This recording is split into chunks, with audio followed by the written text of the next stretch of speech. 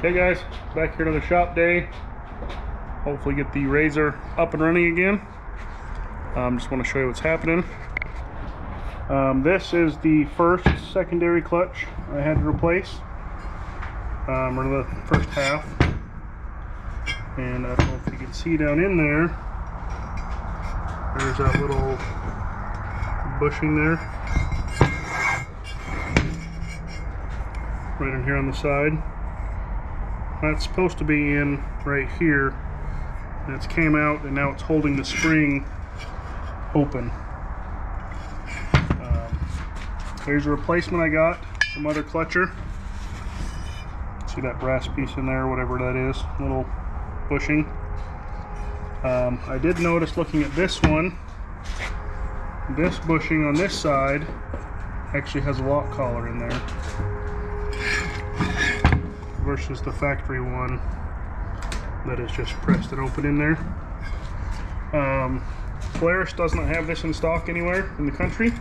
It's back ordered at the factory. I'm sure someone has one, but no one in the West had one, and you can't order it directly from Polaris. The one I did find was this half, which this is also a mother clutcher, but this is what they told me was the right part number. So we will pull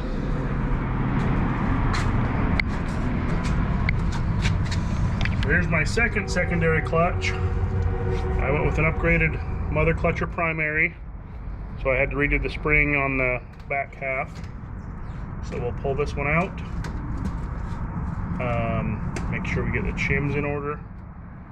I'll show you this side. I was able to get the brass piece out of this one, and I could get a replacement, but I don't know how well it's going to hold if it's came out once. I'm afraid it'll be, because of the heat and other things, it might be warped or swelled enough to where the sleeve's not going to stay in there anyway, so it might just happen immediately again. Okay, so to take this off, it's a 15 millimeter. Yeah, be careful because it will, it's easy to strip the head off of that. And I don't know if this is actually for this tool, but I discovered that this holds there and there. Well, maybe. I'm gonna have to move the primary a little bit to get it to grab right. We have this other way.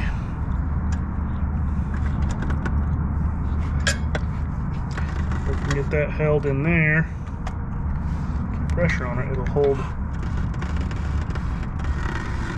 Maybe I won't. There we go. Doesn't take much. Once it's loose, it comes off fine, but it's hard to hold these with anything. The screen just turned off.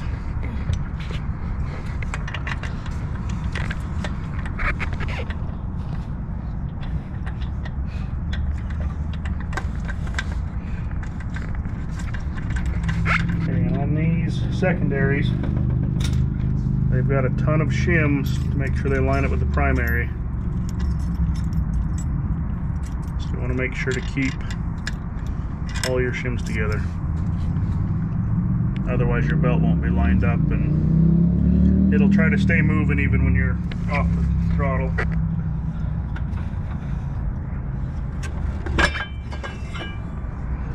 It's actually the easiest way to take the belt off also. Pull that bolt, because then you can take that half off. And you get your belt out of the way. And the back half comes out. Okay, so here's my first one. You can kind of see that piece right down in there. Here's the one I just took off. I was able to get the piece out of there, but it's supposed to have that bushing in here. And you can see how much it chews up inside on your spring. And then my new one is nice and fresh. So this one already has the heavier mother clutcher spring, as well as this new one. It's supposed to work better with the new primary. So this one, just we have to throw it back on, throw the belt on, and be good to go, I think. And where I got that bushing out, it rides back here on this shaft. And I think it would probably be okay without it, but I would be afraid if it got any torque sideways and rubbed. I didn't want to scar this shaft up and ruin that. So I just put it in long enough to load it in the trailer and unload it, just so I didn't have any issues messing this shaft up. And the only way we knew something was wrong, because with that spring part being held open, it was letting the belt slack, so it was rubbing on here as it went around at low RPMs. As soon as you throttled it and it opened this clutch as it's supposed to do, it drove fine. But just when it would be idle, there'd be a bunch of slack, so it would just sit there and slap on the housing.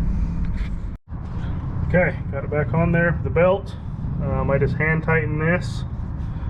And basically do the same thing. Use this little bracket tool to catch on the primary and the secondary to hold it in place one way or the other. So one of these days I'll figure out how it actually works. The first time I've had to use it was this trip. I'll get that held in there and tighten it down, get it torqued, fire it up, see if it works.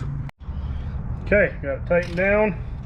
Just going to torque it. It torques to 43 foot-pounds. And get it past the exhaust here.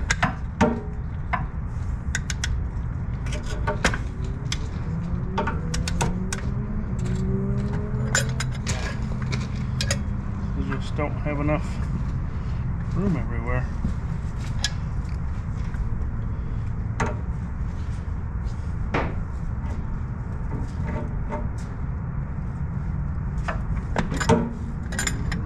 See, once this move, almost a two-man job.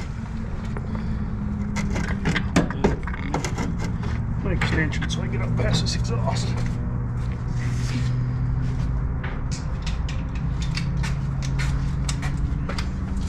Okay, an extension just because this exhaust is right in the way. Okay. Okay. Start down here a little bit more.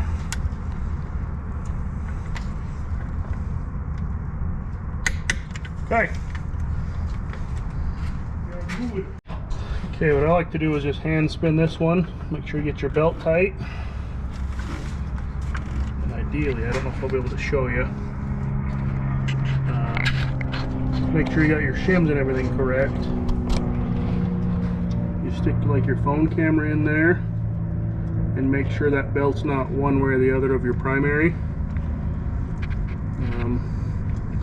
Seems to look okay, but we'll start it up and see. Okay, it looks like it could be out of alignment slightly.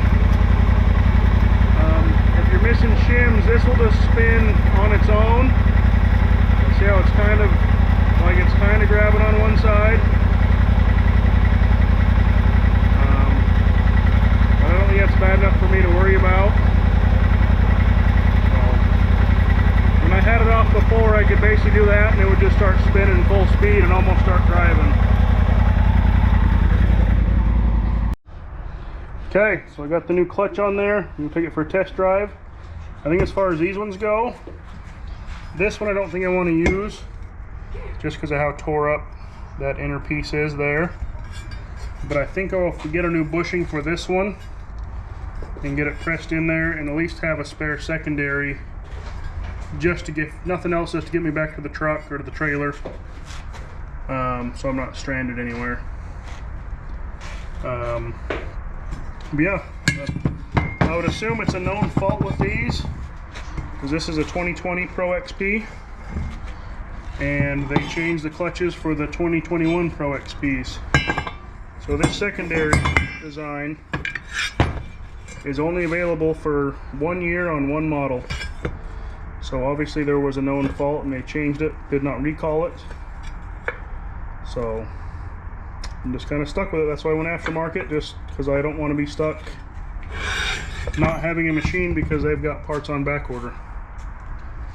But let me go take it for a test drive, make sure it still drives good and everything. And we'll put this bad boy to bed till I can get out riding again. Okay, took it for a rip up and down the road. It seems a lot more responsive. I don't know if it's just placebo that I've actually got my Rzr back up and running, or that I got the mother clutcher primary and secondary working together and how they're supposed to be. They do sell them as a kit. I think you get a better deal than buying them individually. This is the first ones I've had on this machine. My dad's he's gone through about used about 3 of them on his 2 Rzrs, just regular XP 1000s. And his current Rzr just rolled over 9,000 miles. I think he's on his 3rd clutch set on it. But that's even including it's about 4,000 miles on them, even the Polaris brand. So we'll get a cover put back on and get this thing a bath, because it hasn't been washed since we've been back. Get it cleaned up and ready for the next ride. Luckily it's just sand, so it comes off pretty easy. Okay, got the Rzr up and running. She ran great up and down the road. Seems a little peppier. Hopefully now that we're up and running, I can actually go on some rides and bring some more content to you. Next we'll be tackling the Samurai to see what it was doing from that last ride, or getting back on the Bronco project for the winter. So hope you enjoyed. Thanks for watching.